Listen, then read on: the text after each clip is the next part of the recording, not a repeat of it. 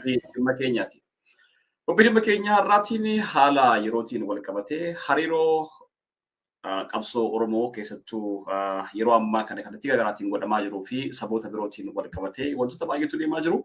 Hayyoonni Oromoo kallattii garaagaraatiin hayyoota saboota biroo wajjin marii yeroo garaagaraatti fi mata dureewwan garaagaraatti irratti gaggeessaa jiru. Kuni gama mootummaatii fi deeggartoota mootummaatiin waan baay'ee irraa dubbatamaa jira.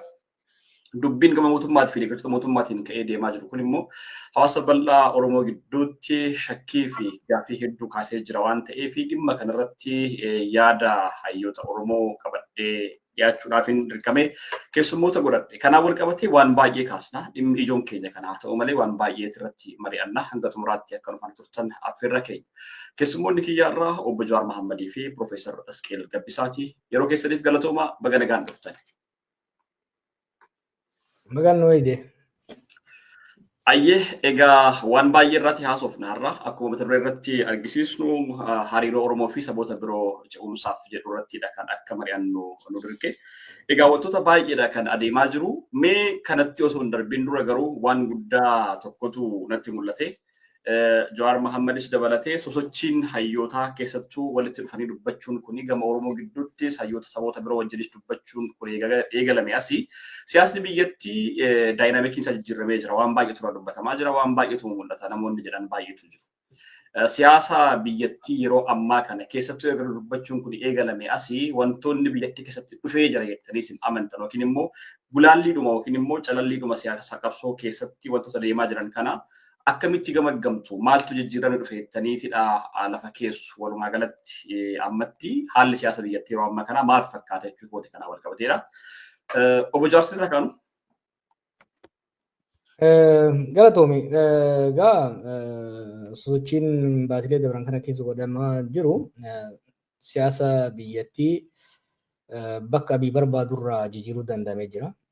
Abiy siyaasa gadi buuse dhukkee keessa gabbuuseet siyaasa tapha ijoollee godhe wanni godhamuu amma taasifame siyaasni kan nama guddaa akka ta'u godhe. Political discourse takka siyaasa kan inni siyaasa uleef wal dhiituu godhe gara siyaasa sammuutitti ol guddisuun danda'amee jira. Siyaasa chirichaarota irraa gara siyaasa jumlaatitti ol kaasuun danda'amee jira. Siyaasa biyyattii hawaasummaadhaan, diinagdeedhaan, sabootaan, amantaadhaan cicciruu sanirraa gara siyaasa waloomatitti jijjiiruun danda'amee jira jechuudha. Waliigalatti siyaasa biyyattii sadarkaa fi tooftaa isaan ittiin taphachuu barbaadan jalaa jijjiiramee jira. Waggoota darbeef afaan qawweetii fi tooftaa adda addaatiin fayyadamuudhaan namni baay'eenis tarii nagaaf carraan haa kennamu waan jedhamee waan callifamee tureef siyaasni Itoophiyaa sadarkaa biyyitti taphatamaa ture. Sadarkaa kaadireesitti taphatamaa ture, sadarkaa ijoolleesitti taphatamaa ture jechuudha. Amma Itoophiyaan sadarkaa nama guddaa, sadarkaa siyaasa hayyootaatti, sadarkaa siyaasa ijaarsa biyyaatitti, sadarkaa siyaasa beekumsa irratti hundaa'etti, xiinxala beekumsaaf saayinsawaa ta'e irratti ol kaatee jirti jechuudha. Kanaaf the political game has been changed. Okay, dansaa egaa gaaffii dhuma kanaan inni gama keessanitti dhufa Piroofeesar. Siyaasa biyyattii wayita obbo Jawaar Faantiidhaa jiranis egaa isaan baanis waggoota 6-7 darban kanaa fi dhiyeenyaanidha hordofaa turtanii. Tibba kana waan baay'eetu jijjiiramee siyaasni biyyattii kan tokkotti hordofee jira akkuma obbo Jawaar jedhan kanaan yaada kanarratti walii galtuu ilaalchi keessan immoo maalidha gama keessanii? Siyaasni egaa obbo Jawaar ka jedhu ergi ammas dhiyoo kanatti sochiin ammatti sila jette sochiin Oromoo keessattis Oromoodha alattis uummata Itoophiyaa baay'ee gidduutti akkasumas humnoota siyaasaa Itoophiyaa keessaatii shoora qaban gidduutti dubbatamaa jiraachuun isaa ifaadha. Isa kanama maaltu godhe yoo jedhame yoo yaadatte waggaa 6-7 dura mootummichi hin tuqamu ka jedhu Itoophiyaa hundarraati jedhama ture. Tuqamuun irra hin jiru mootummaan kun mootummaa cehumsaati. Maquma isaayyuu dhahuun irra hin jiru jedhamee walaloodhaanis sirbaanis mootummaan kun faarsamaadha ture. Yoo achirraati waan kaase yoo laalte har'a laftan jiru waliigaltee waan irratti waan qabdu. mootummichi erga aangootti ol bahe akka mootummaatti nagaa eegsisuudhaaf hin dandeenye tajaajila mootummaan uummataati kennuudha danda'u hin dandeenye ofiisaa yoo shunturee magaalatti galeera akka kaleessa waan obbo Jawaar maxxansa tokko argutti immoo mootummaa naannoo asfaaltii ta'eera jechuudha. Akkas ta'eera jedhamee waan dubbatamee fi namuu argeera jechuudha. Waan kanaan dura afaaniin dubbattu hin ta'u biyya kanaafis Oromoodhaafis hin ta'u biyya kanaafis hin ta'u naannoo Afrikaatiifis hin ta'u naannoon Afrikaa gaanfa Afrikaa sun immoo addunyaa irratti dhiibbaa guddaa waan fiduudhaaf danda'u ka ta'u miti wanni inni hojjetu hundumtuu waan badiidha waan jedhamaa ture sana afaaniin kan dubbatamaa ture amma ijaan argameera jechuudha. Hojii mataa isaatiin jechuudha. Waan asii ol kaasuu isaa sana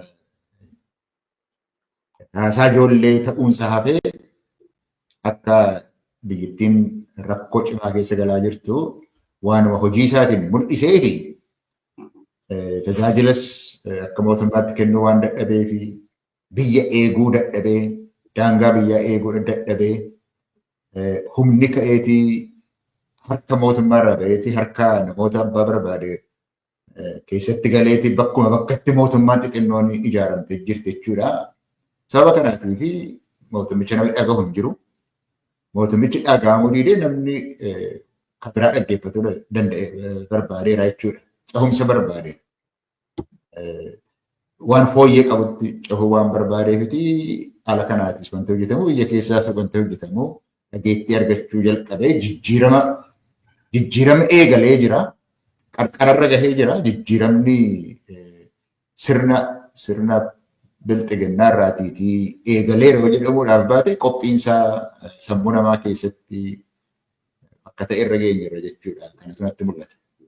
Tole dansaa egaa waanuma kanarratti bal'isnee bal'ichaa haasa'achaa deemna. Wantoonni baay'een nuti gama gamanaaf kaasnu waan baay'ee haala siyaasa yeroo ammaa kana deemaa jiru irratti kan xiyyeeffatan ta'u.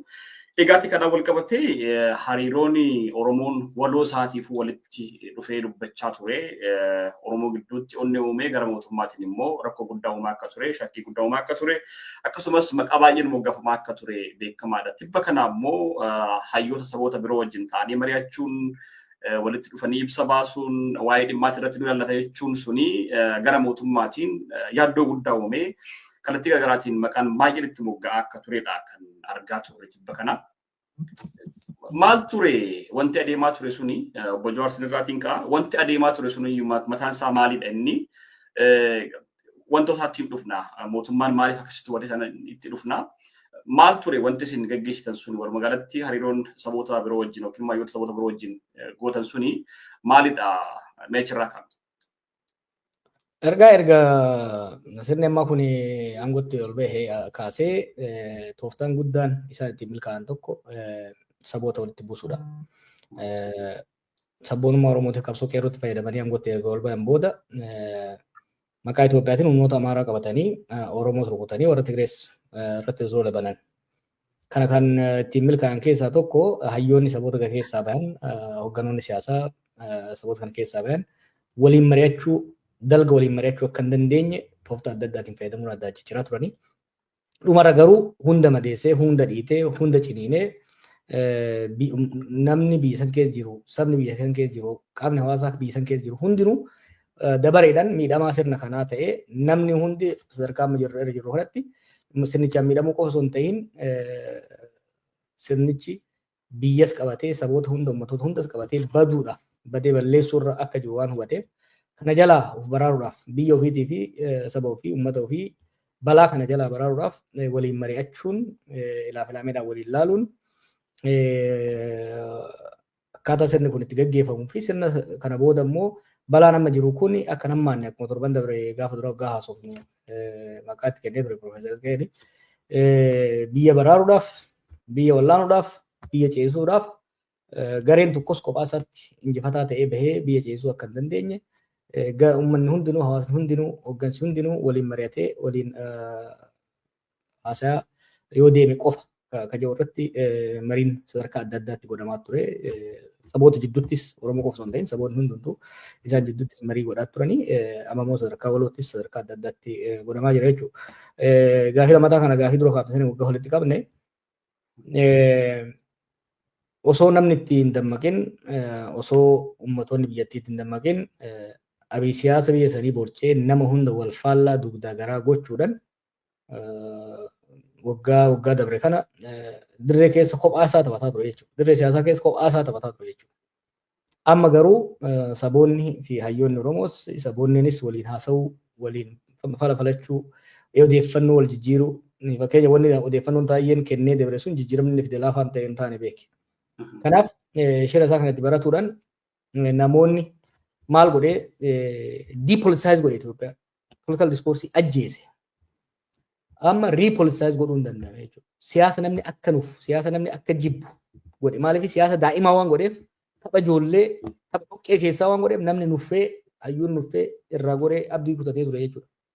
Amma garuu siyaasni siyaasa beekumsa irratti hundaa'e, siyaasa nagaa irratti hundaa'e, siyaasa wal hubannoo irratti hundaa'e, siyaasa dhugaa irratti hundaa'e, siyaasa guyyaa guyyaan deemaa baala danfisaa nyaadhaa jedhurraa gara biyya akkamitti guddata, cabe akkamitti fayya, ummatoota gidduutti yeroo akkamitti jiraachuu qaba kan jedhu siyaasa sammuu fiduudhaan yeroo ammatti abii kan waggoota dabre keessa taphattoota hunda wal nyaachisee kan miila cabsee kan biyyaa baasee siyaasa keessaa baasee ture san kophaa dirree keessa fiigaa ture sun har'a beenchii irra taa'aa jira jechuudha. Beenchii irra taa'ee na argaa jechaa jira torban hin dhufe. Yoo yaadatte waggoota dabre keessatti abiyyi maal godhaa ture? Ji'a guyyaa tokko dhufee waan lama irratti haasa'e.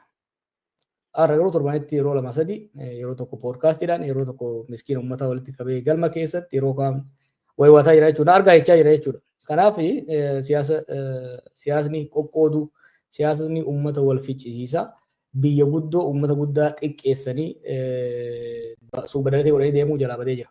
Keessattuu wanni jalaa dhayame guddaan akkuma reefsu hin jee jalqaba qabsoo Oromootiin aangootti dhufee booda Oromoo ganee maqaa Itoophiyaatiin uummata Amaaraa siyaasa Amaaraa qabatee socho'aa ture. Amma san hunda daangaa san hunda gama boodaa kana immoo waggaa humnoota Amaaraatiin wal lolu Oromootti fiigee siyaasa kaabaaf kibbaa jechuu barbaade. Mariin godhame kun kibbaas of keessaa qaba, kaabaas of keessaa qaba, dhihaas of keessaa qaba, lixas of keessaa qaba. Kanaaf boolliti inni itti seenu hin jirtu jechuudha.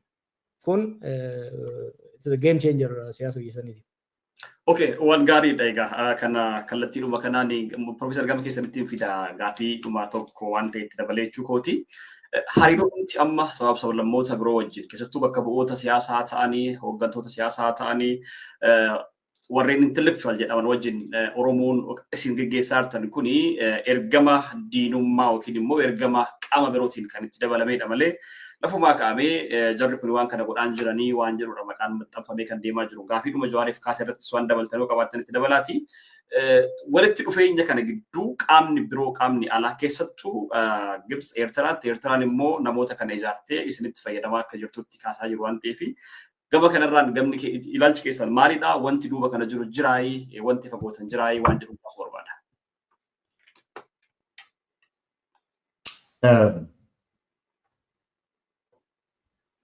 Mee gara sanatti tun deemine waan sila Jawaar jedhe lafa qabachiisnee biraa dabarru tokkoffaa siyaasni biyya Itoophiyaa keessaa waa'ee siyaasa waan haasofnuu fi siyaasa hojii ijoollee, siyaasa tapha ijoollee gochuu duwwaa osoo hin taane bara bilisiginnaa kana keessa siyaasni waanuma afaan qawwee duwwaa ta'ee ture tokko. Waanumti hallee walitti haasoftee mari'attee ilaa filaameedhaan wanta furmaata itti laattu hin jiru ture. Hundumtuu qawweedhumadha. Lafuma halletti qawweedha. Yoo Tigraay wajjin ta'ee, yoo Amaaraa wajjin ta'ee, Oromoo wajjin ta'ee waliigalteen yoo dhibee walitti dubbachuun hin jiru qawweedhuma fudhatanii itti deemudha. Siyaasa afaan qawwee kuni lakki afaan qawwee duwwaadhaan hin ta'u, humna duwwaadhaan hin ta'u, hojiinsa hojii hayyootaa ta'uutu irra jira, walitti mari'achuutu irra jira. Kan jedhu amma sirriitti dhagahamuu jalqaba. Inni lammataa siyaasa dhimma bu'aa dinagdee lafa uummata Oromoo fuudhanii gurguranii dhimma dhuunfaa ittiin gammaduu duwwaa, ittiin nyaachuu, ittiin dhuguu, ittiin bashannanuu duwwaa akka inni ta'u godhe. Inni kunis irratti mul'ataa jira. Maaliif dinagdee biyyichaatu bakka horii akkuma jirtu facaastee hojii siyaasaa duwwaa ittiin hojjettu isa bira darbe. Isa bira darbe hin dhume jechuudha. Hin dhume yeroon isaa nama dhuma. Horii duwwaa facaastee hin dandeessu. waraana duwwaa waraantee hin dandeessu. Waraanni sunii fi militarizeeshinii sana waraannii fi waa'ee dinagdee duwwaa gochuun commercialize gochuun sun mataan isaa walitti gaafa daddabalamu siyaasichuma akka namni jibbu ka godhee ture amma garuu furmaatni siyaasicha akka jiru agarsiiseera. Inni siyaasa dhimma daa'imaa godhan sun lakki biyyittiin kan ittiin bultu biyyi kan bultuuti kan bulchuu danda'u hayyuudha. Biyyittiin hayyuudhaan bulti beekumsaan bulti. Malee wal dhaalummaatii fi shiruma xaxuudhaan nama waliin naquu duwwaadhaanii biyyiin bultu kan jedhu amma innis mul'ateera jechuudha. Kun lafa qabsiisuudhumaatiin kana jedhe. Amma immoo gara bitti deemna yoo jenne wal yaadachiisuudhaaf waan kanaan dura dubbannes sirni kun waan amma nuti goone waan godheefi homaas hojjechuudhaafi furmaatas fiduudhaaf waan hin dandeenyeef buqqa'uutu irra jira. Buqqisuun isa jalqaba buqqa'ee irraa deemuutu irra jira. Uummanni aangoo siyaasatti deebi'uutu irra jira. Siyaasa keessa uummanni jiraachuutu irra jira. Kanaaf buqqa'uutu irra jira. Waan dorgommii jedhanis dhaabbilee siyaasaa jedhanis uummatas qulqulleessa keessaa baatee moggaatti waan baase anuma duwwaa waan jedhu suni akkasitti akka hin taanee fi buqqa'uutu irra jira. Jijjiiramatu irra jira.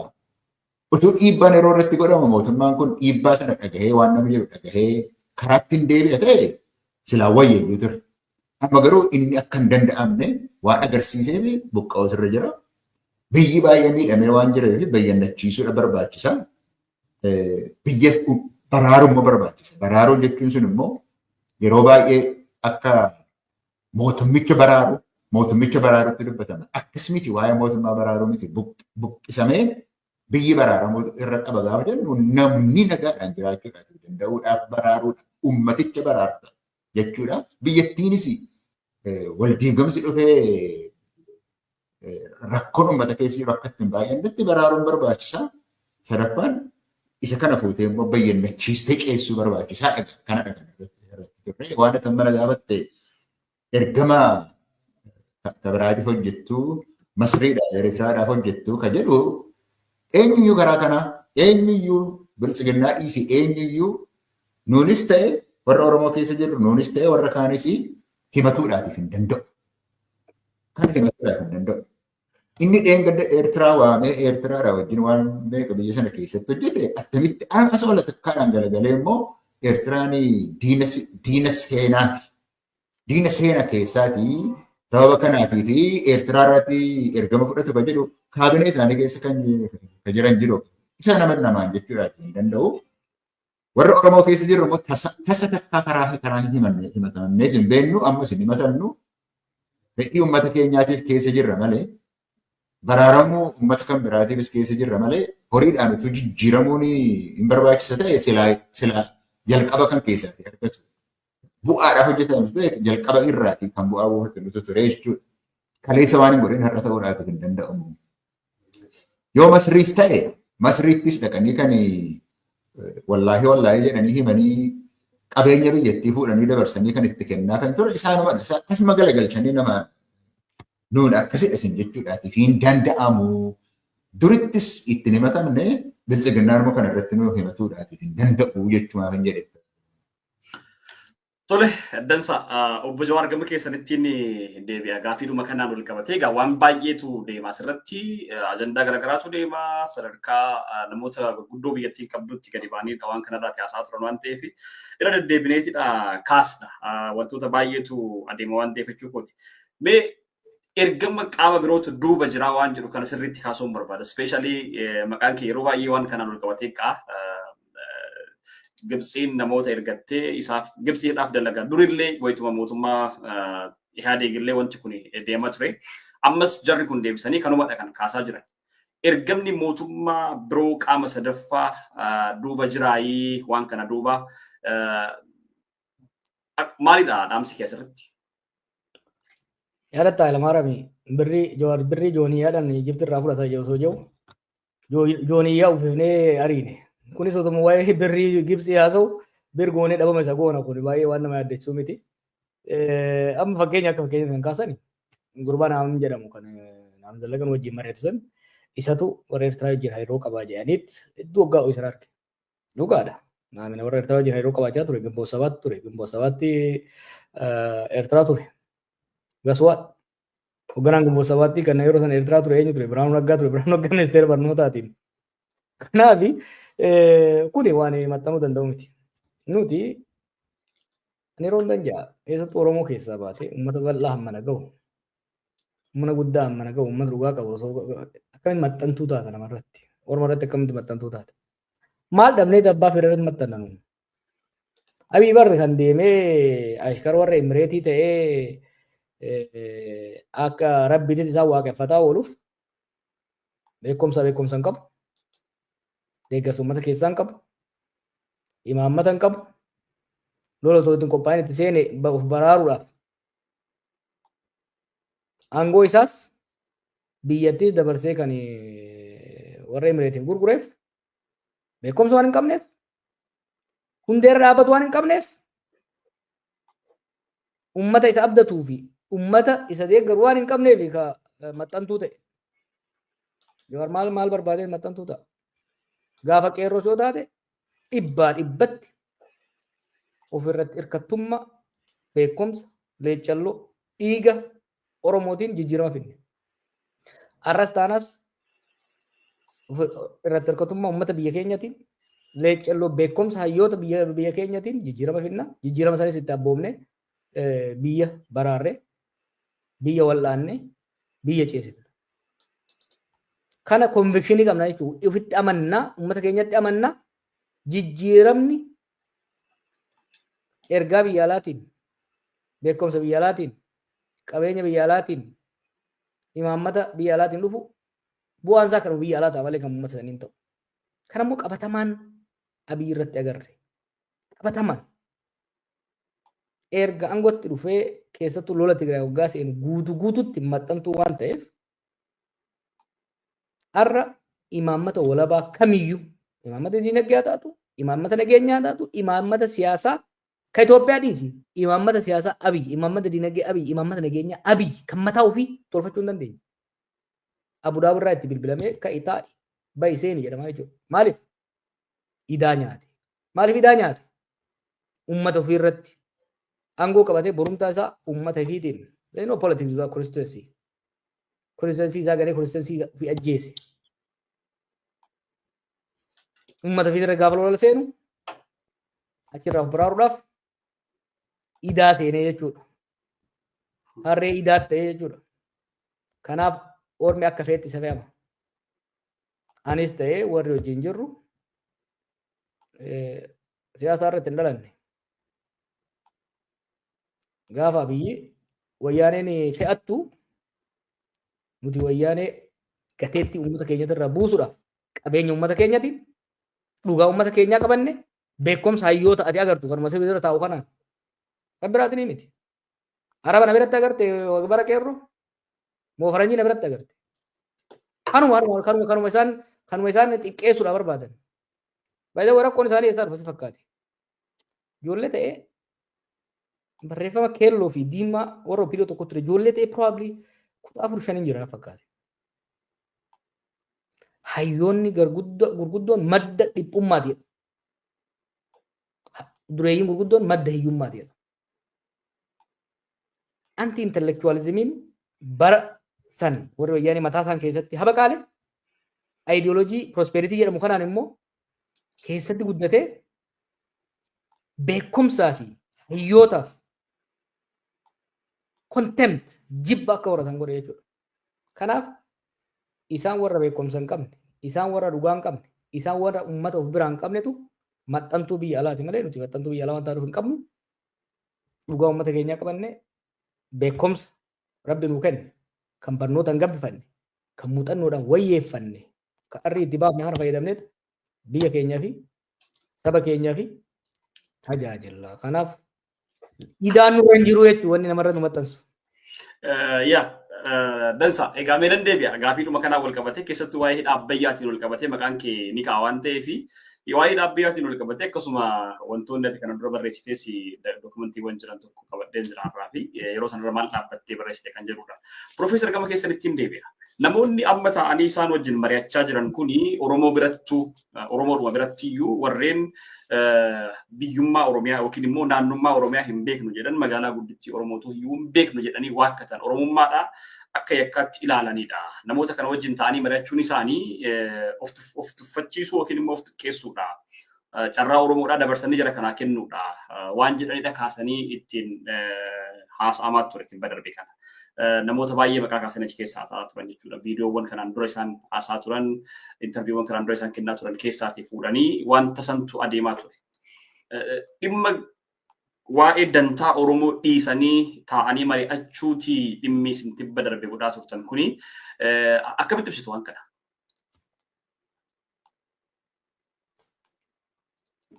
Akkuma sila jedhee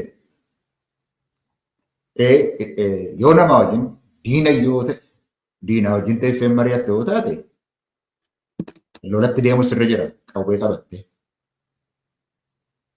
Diinayyuu yoo ta'e isin jechuudhaan diinayyuu taanaan wajjin mari'atte yoo dhugaa qabate dhugaa keetti qabattu anis kan koon qabadhaa jetta.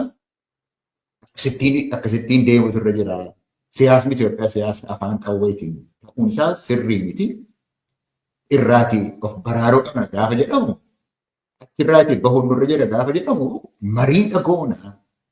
Mariidhaan hojjennaa jechuudha.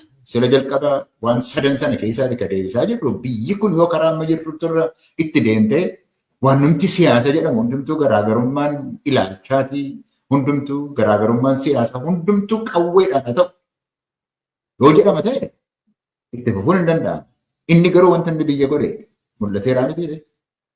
Kanaaf diinayyuu taanaan diinaa wajjinuu taanaan teessee haasa'uudha qabda. Haasofteetii ilaaf ilaameedhaanii xumuruudha qabda. Kun immoo waan al takkaati gootee dhumu miti yeroodhaan garaagarummaan ilaalchaa garaagarummaan siyaasaa waan dhalataa deemuufi qawwee dhiisnee mariidhaan ilaaf ilaameedhaan seeraan deemutu nurra jiraadhaa ka jennu. Kuni dhugaasaa dubbatuudhaaf namoota warra afaan Oromoo dhagahuudhaaf egaa Oromoo keessaati waan bahuufi waan jechuu barbaadu. Nuti uummanni Oromoo seenaadhaanis siyaasaanis seeraanis akkas gochuun sabaaf sablammoota haa ta'u diinotas iyyuu haa ta'u wajjin haasa'uudha qabnaadha. Maaliif yoo jette seenaan Oromoo ummata gara biraa moggeessuu irratti of keessa ari'uu irratti of keessa qulqulluu irratti kan hundaa'e miti. Seenaan Oromoo ofitti qabu hammachuu oromsiisuu irratti kan hundaa'e. Seenaa Oromooti kun aadaa Oromooti sirna gadaati. Siyaasni Oromoos siyaasa dhiyoo kana hawaasofne isa yeroo durii yoo dhiibne siyaasni Oromoos adda durummaadhaan egaa siyaasni sagantaan siyaasaa kan inni bahe dhaaba'uudhaan natti fakkaata. Gaafa waggaa 40-50 dura. Gaafa sana iyyuu taanaan akka namoonni kan biraan diinonni Oromoo afaan nu kaa'anii nullee akka fudhannu godhan miti. Irrumaa gargar baanee sabootaa fi ummatoota kan biraarraati addaan baanee nuti qulqulloofnee dhaabanna kan jedhu sagantaa sana keessa iyyuu hin jiru ture. Sagantaa sana keessattuu kan jedhu sabootaaf sablammoota naannoo Itoophiyaa keessa jiranii wajjin yoo walii gallee wal qabannee wal qixxummaadhaan jiraachuu dandeenya kan jedhudha. Waa'een Oromoo kuni waa'ee hammachuuti malee nuti hangafa la. Warra kibba keessa jiru keessaati guddaadha nuti. Seenaas qabna, seeraas qabna, waan Oromoon dhabe hin jiru. Beekumsas qabna, waan Oromoon dhabe hin jiru akka sodaattuu ta'uu nurra hin jiru. Gara bal'annee akka guddina keenyaatti adda durummaa agarsiisutu nurra jira. Kanatu siyaasa keenya ture jechuudha duris. Siyaasni keenya kana ture kan Oromoo. Hammachuu, mari'achuu, diina immoo ofitti qabu ergiitii mo'atte booda kuni waan siyaasa Oromoo keessa turedha duriyyuu jechuudhaaf hin jedhe. Ammas immoo taanaan seeraanis yoo naannoo Itoophiyaa keessa jirra ta'e itti buqqaanee baana yoo jenna ta'e iyyuu Itoophiyaa irraati buqqaanee baanaa irratti fudhatama yoo ta'e inni iyyuu seeraanidha kan inni ta'u jiru. Seeraan deemna malee sagalee uummataatiin deemna malee namatti nuti hin dubbannu jechuudhaan deemuu hin dandeenyu jechuu kooti. Kanaaf seenaadhaanis sagantaadhaanis sagantaa siyaasaatiinis siyaasaanis akkasumas seeraanis kun dirqama keenyadha. Kun immoo of danda'uu keenya of amanuu keenya irraatiiti. of amanuu danda'uu keenya irraati waan maddudha malee dadhabbii irraati waan maddu miti. Kanarratti waan Oromoon jedhu tokkotu jira. Ishee kana jedheetan irraa dhaaba. Keessoo keenya tun jabeeffatinii hariiroo saboota kan biraatiif uummata kan biraa wajjin maaliif walitti finnaa? Keessoo keenya amma ergi bilisiginnaan dhufeetiitii laaffisaa dhufe malee Oromoon waggaa jaha turas keessoon isaa jabaadha ture. Uummata tokko ta'uusaa, uummata afaan tokkoo, uummata gadaa tokkoo, uummata aadaa tokkoo ta'uusaa beekee siyaasa addunyaan illee itti dinqisiifatan siyaasa qeerroo, qabsoo qeerroo keessatti tokkummaa isaa agarsiisee ture. Amma bilisiginnaa dhufee waan nu diige irratti isa dhiisnee raawwanneeti keessoo keenya sirriidha. Waan bilisiginnaan diige sana walitti deebisuu hojjechuun irra jira immoo ittuma jirra. Sabaaf sablammoota kan biraa wajjin hariiroo uumuun barbaachisaa miti kan jedhu garuu Oromoo miti kan akka jechuun irra jiru. Oromooni warri siyaasaan akkuma Oromoo galma tokko qabna jedhanii akka hangafatti uummata hangafatti ilaallatanii ofitti qabuu keenya eeggataadha jiru. Warri Oromoodhaa wajjin immoo dorgommii qabanis amma gara Oromooti ilaala. Yoo amma jijjiiramni dhufuudhaaf adeema ta'e waan maqaa keenyaan maqaa uummata Oromootiin bilisiginnaan hojjete badii bilisiginnaan hojjete sanas kan sirreessuu danda'u Oromoo. Jijjiirama amma jiruudhaa dhufuudhaa deemu kan deemsisus Oromoo. Itti gaafatamatu nurra jiraasiin jechuudhaaf hin jedhu. Itti gaafatama nurra jira akka saba guddaa akka siyaasa bilchina qabutti akka aadaa fi gadaa akkasii nama qabutti kana gochuun dirqama keenyadha. Waan irraa baqannu hin qabnu, waan irraatiin of baraarru hin qabnu, yoo of beenna ta'e, ofitti amanna ta'e kun gochuun waanuma nurra jirudha kan jedhuun yaada qaba. Tole galatooma Profeesar Jawaar kanuma wal qabatee gaafiin isiniif kaasu egaa siyaasa Oromoodhaa gara birootti dabarsanii kennanii kan jedhu kanarratti akka itti dabaltanii barbaada. Namoota maqaa dhahanii viidiyoo darbe kaasanii waan baay'eetirra haasa'an. Waa'ee Abbaayittiin wal qabsiistanii akkana kaastanii barbaada. Gaafii lama isinii kaasa waan ta'eef jechuukooti. Waa'ee Abbaayii wal qabatee eebbi hidha guddicha Abbaayii amma eebbarra jira waan ta'eef gara eebbatti deemaa jirra waan ta'eef kunis akka milkoofne akkuma duratti jedhee warra Gibsii wal qabatee maaliif wal qabatee waan jedhu sanaa fi warroon kana wajjii walii galanii gaafii Oromootis lafa kaa'anii jiru. Ergamni isaanii akka biyyaatti immoo qaban intrastii dhuma biyyaa eeguurra osoo hin taane intrastii biyyoota biroo eeguudhaatti kan ce'anii waan jedhu kaasu waan ta'eef barreeffamoota kee waggaa 7-8 dura waggaa hedduu dura sana dura iyyuu hin taanatti fakkaate hundoo godhe kana na sirreessita asirratti kan mul'atu kana barruulee Awuraambaa Taayimsii irratti kanatti kenniteedha kuni egaa kuni bara hedduu dura 2003 natti fakkaata. Egaati kanaa wal qabatee wanti adeemaa jiru waa'ee dhaabbayyaatiin wal qabatee wantoonni ka'aa jiranii fi adeemamaa jiran akkamitti ibsitaati? Kana asumarratti illee gaafii kana sii daawwati. Gaafii duraas waggaa deemne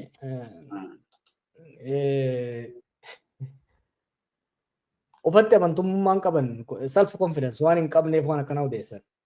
Ni dhugaa Oromoo beeyna, seenaa Oromoo beeyna, siyaasa Oromoo beeyna, akeeka qabsoo Oromoo beeyna.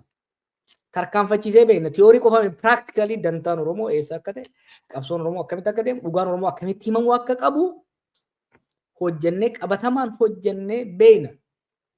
Dhugaa Oromoo, haqa Oromoo, dantaa Oromoo namatti miti seexanatti himuu dandeenya jechuudha. Seexanatti himuu dandeenya. Kan ammoo hojiidhaan agarsiifne, is not theoretical. Hojiidhaan agarsiifne. Saboota biraa wajjin haasa'uu kan jedhu immoo har'a kan eegallee miti. Bara qabsoo sanis ejjennoon clear ture. Eeguma jarri kun aangootti dhufe maali bara 2018 irraa kaase Oromoonis injifannee qabate kan akka cimsatuuf. Bara Oromoon aangootti dhufe kun badiin ajjeechaan cunqursaan saamichi sirnoota dabree akkan dhufne.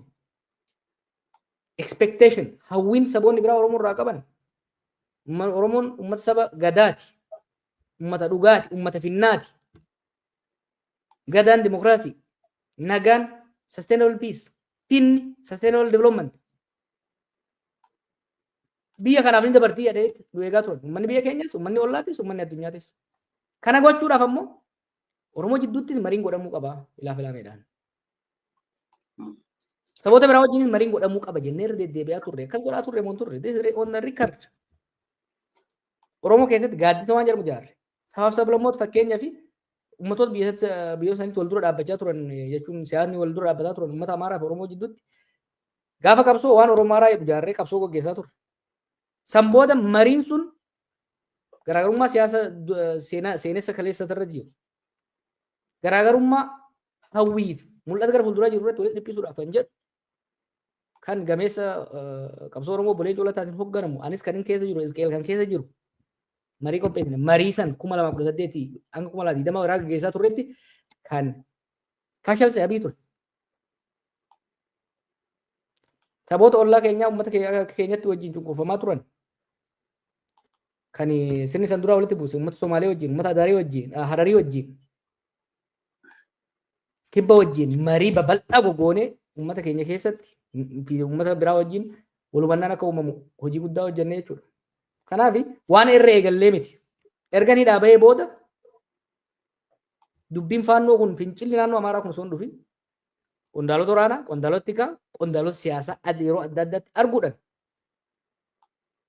dubbiin kun gara wal waraansaatti akka hin deemne jennee marii Oromoo fi Amaaraa eegalamu ministeera nageenyaa isaanii jalatti. Alamuu simee jira, Abinnaal fi jira kan inni jiru. Abiy hayyamsiisanii mariin eegalame. Mariin sun hoggaa Oromoo fi Amaarri waliin mari'ate dubbiin tun osoo wal waraansi naannoo Amaaraa kun ka'in namni wal fixuu eegalin beeke. Jidduudhaan seenee dhaabee jechuudha. No, marii maali? Yoo san immoo walooma jedhee kan sirba tokko jira bara. Waloomni bu'urri siyaasa Oromoo walooma. Biyyi waliin jaarama. Walooma jechuun biyyi waliin jaarama. Manni tokkoyyuu kophaa.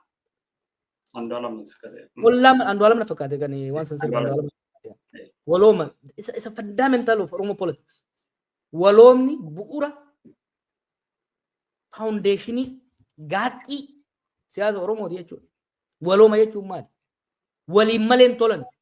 Mana tokko yoo qabaatte haga feete yoo bareede ibiddi yoo siyaa dhaame ollarraa fudhatta. Yoo galaanis dhufe yoo ibiddi si qabate ollas irraa dhaamsa. Kanaaf Oromoon duris nan cunqurfame nan dhiitame malee olla wajjin hin jiraadhu hin jenne olla wajjin hin mareedhu hin jenne. Kanaaf wanni godhaa jirru waan Oromoos fayyadu waan saba biraas fayyadudha. Baay'ee way akkanumaan kijiban malee gaafa siyaasatti ol geenyus jedhu waliin taanii odoo dubbii Oromoon fixii jedhan. Gaafa achitti ol geenyu nu balaaleffatu. Gaafa Oromoon qofa ol ga'us hin balaaleffatu. Gaafa Oromoon saba biraa wajjin ol ga'us hin balaaleffatu. Maaliif isaan Oromoos gosaaf gandaan baddaa lagaan qircatti adda qoqqoodanii wal afaan buusanii saamanii ajjeesanii bulchuu barbaadu. Oromoo immoo saba biraa wajjin akkuma agartu ilaalama daangaa gama Somaalee waggaa 7 nagaa argate waliin buusanii Oromoo jidduutti social media fayyadamanii walitti naqa walitti waccisiisa Amaara wajjin walitti buusuudhaaf humna ofii ijaaranii yaalii adda addaa godhaa jiran jechuudha. Wanni isaan wacanii wanni isaan lolanii maali? Bakka isaan ibidda itti qabsiisaa jiran kana ibidda san jalaa dhaamsaa jirra ummatoota biraa wajjin marachaa. Bakka isaan ibidda itti qabsiisuudhaaf qophaa'aa jiran bishaan dursinee dura rabne akka ibiddi hin qabanne godhaa jirra jechuudha. Beek warri isaan guddisee isaatinnaa jedhu jechaa ture. Dalbiin hojjetu. Tokkoffaa margi magariisni akka hin gogne bishaan obaasaa jirra. Margi gogee yoo jiraate immoo san immoo bishaan irra rabne akka ibiddi san qabanne godhaa jirra jechuudha.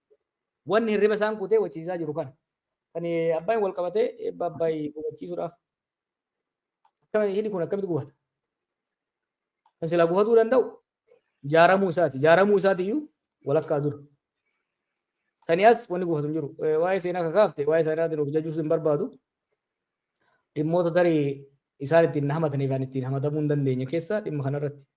Bara mallasu lubbuun jiru bara isarratti qabsaa godhaa turre san keessaa waan mootummaan sun hojjete waan wayyaaniin hojjete waan mallas hojjete keessa kan hin deeggare sirna dhimma bu'ura laga hidha guddichaa kanaati.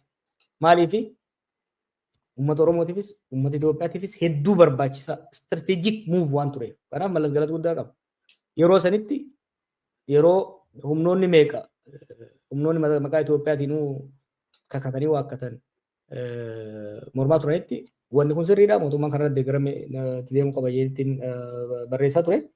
Ammas taanaan kan Ijiptiif karaa bane Abiy Barruun biraa jira waggaa 5 dura kan hin barreesse kan gidduu kan ijoolleen sheer godhaa jirtu. Eh, Karaan ittiin Egypt dantaa Itoophiyaa bishaan kanarratti miidhuu dandeessu sadii. Tokko walitti bu'iinsi keessoo Itoophiyaa of jiraataatti walitti bu'iinsi san hammeessudha. Lama Itoophiyaa fi biyyoota ollaa walitti buusuudhaan Itoophiyaan leecalloo sii qabdu, risoorsii sii qabdu.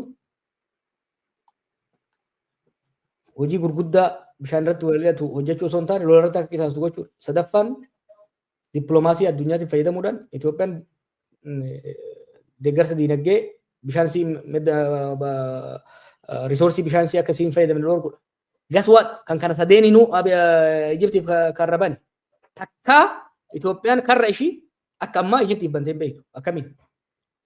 Keessoon yoo fudhate Itoophiyaan akka ammaa wal waraansaan daakamtee beektu.